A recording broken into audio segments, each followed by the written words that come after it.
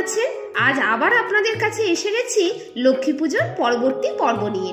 আগের দিন আপনাদের লক্ষ্মী পুজোর আগের দিন থেকে গ্রামের বাড়িতে কিরকম প্রস্তুতি চলে তা দেখিয়েছিলাম। আজ দেখাবো লক্ষ্মী পুজোর দিনে সবার কত ব্যস্ততা থাকে। সারাদিন ধরে চলে লক্ষ্মী পুজোর প্রস্তুতি, সাথে মজা, আনন্দ, খাওয়া দাওয়া, সাজগোজ, ঘরতলা, আরো কত নিয়ম। আমার তো খুব ভালো লাগে, আশা করি আপনাদেরও খুব ভালো লাগবে আমাদের সাথে কিছুক্ষণ কাটিয়ে। তবে তার জন্য আমাদের সাথে শেষ অবধি থাকতে হবে। চলুন তাহলে দেখি বাড়িতে কি হচ্ছে।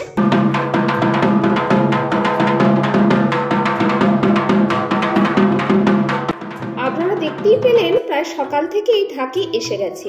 এদিকে কাকিমণিও বাইরে দরজার চৌকাঠে খড়িমাটি দিয়ে আলপনা দিচ্ছে। যদিও আমরা কালকে দুই বোন আর বৌদি মিলে লক্ষ্মীর ঘরে আলপনা দিয়েছিলাম, কিন্তু তবুও বাঙালিদের যে কোনো পুজোয় খড়িমাটি দিয়ে আলপনা দেওয়ার এক বিশেষ রীতি আছে। এটিকে পুজোর দিনে বিশেষ শুভ বলে মনে করা হয়। আর এইদিকে দেখুন, গাছ থেকে অনেক ফুলও তোলা হয়েছে, আর বোনও লক্ষ্মীর ঘরের চৌকাঠে আলপনা দিচ্ছে। সকাল থেকেই একটা সাজো সাজো রব।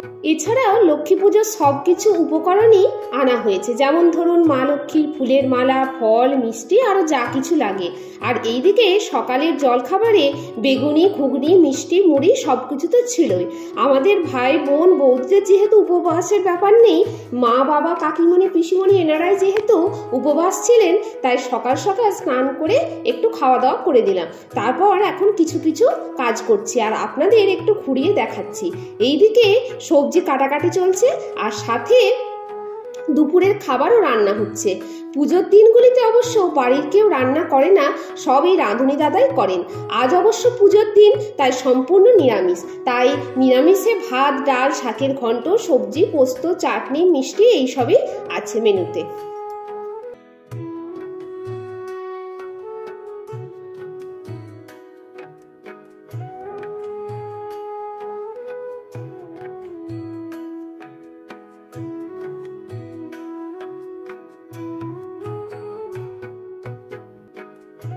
বন্ধুরা, আপনাদের সাথে কথা বলতে বলতে প্রায় অনেকটাই দুপুর হয়ে গিয়েছিল, তো এদিকে রান্নাও সব কমপ্লিট হয়ে গেছে।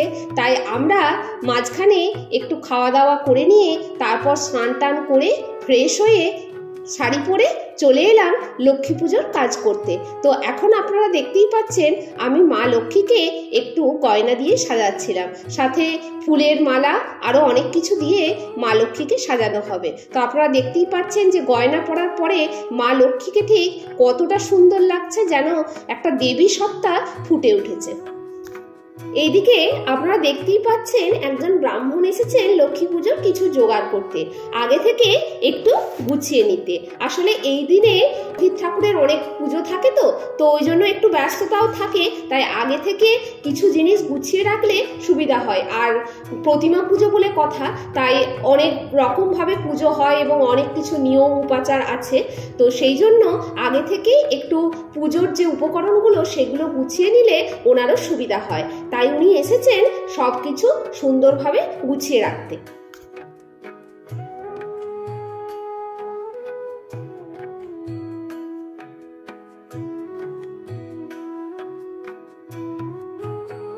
আর এদিকে আমি, মা, আরো কাকিমণি, দিদিভাই যারা আছেন তারা সবাই বসে গেছি এখন লক্ষ্মী পুজোর কিছু উপকরণ প্রস্তুত করতে।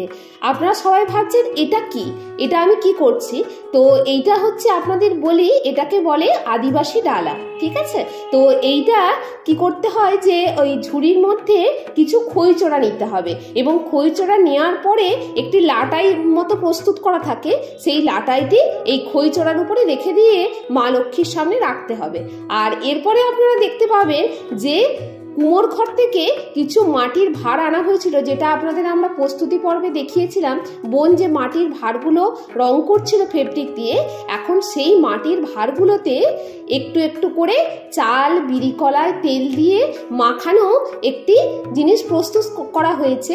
এখন সেইটাই ভালো করে মাখিয়ে নিয়ে আর একটু একটু করে এই মাটির ভাঁড়ের মধ্যে ভরতে হবে, এবং তার সাথে একটি করে পান আর সুপারি দিয়ে ঢাকাগুলি দিয়ে মুখে ঢাকা দিতে হবে। এগুলিকে বলে আখারি। আপনারা বিয়ের সময় এই নিয়মটি হয়তো অনেকেই দেখে থাকবেন।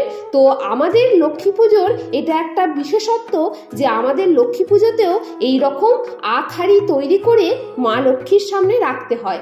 এইটা আমাদের পুজোর একটি বিশেষত্ব ধরতে পারেন। আর এদিকে এখন আমি ফল কাটতেও শুরু করে দিয়েছি। তো সবাই বলল যে এবারে পুজোর কাজ আস্তে আস্তে আরম্ভ হবে, তো তার আগে যেহেতু অনেক রকম ফল আছে তাই ফলগুলো আস্তে আস্তে কেটে নিতে। সেই জন্য আমি আস্তে আস্তে ফলগুলিকে ভালো করে ধুয়ে তারপর একটি থালা নিয়ে আস্তে আস্তে ফলগুলিকে কাটতে আরম্ভ করলাম।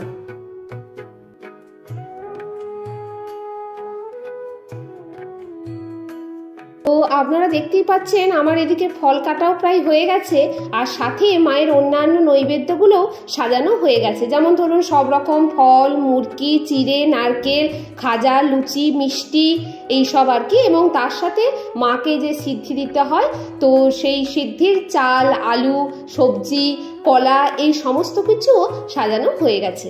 আর আমাদের মা লক্ষ্মীও দেবী রূপে সেজে উঠেছে। বন্ধুরা, এবার সেই শুভক্ষণ আরম্ভ হবে, তাই তার আগে প্রথমে চলুন আমরা সবাই মিলে গিয়ে নারায়ণ আর ব্রাহ্মণ ঠাকুরকে বরণ করে আমাদের ঘরে নিয়ে আসি।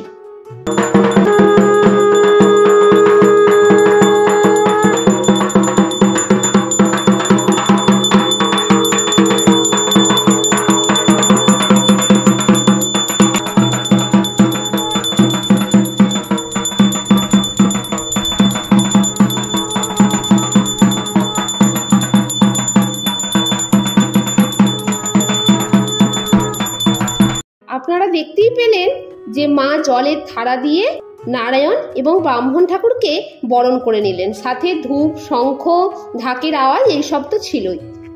তো আপনারা সবাই দেখতেই পাচ্ছেন মা ঘট আর আমসখা নিয়ে রেডি হয়ে গেছে। তো এখন সবাই মিলে ঘট তুলতে যাওয়া হবে, আর ব্রাহ্মণ ঠাকুরও যাবেন আমাদের সাথে ঘট তুলতে।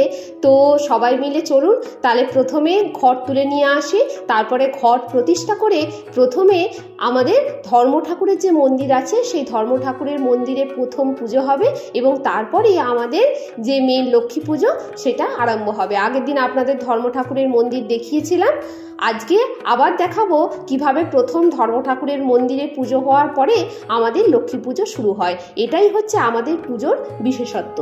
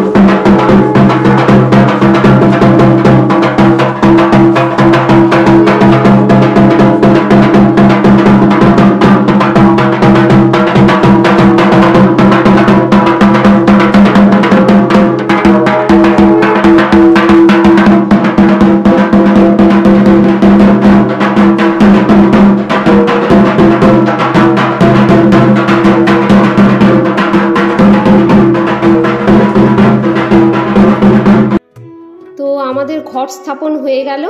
এবারে ব্রাহ্মণ ঠাকুর কিছু উপকরণ নিয়ে প্রথমে ধর্ম ঠাকুরের মন্দিরে যাবেন, ওখানে পুজো দেওয়ার পরে লক্ষ্মী পুজো আরম্ভ হবে। চলুন তাহলে যাওয়া যাক।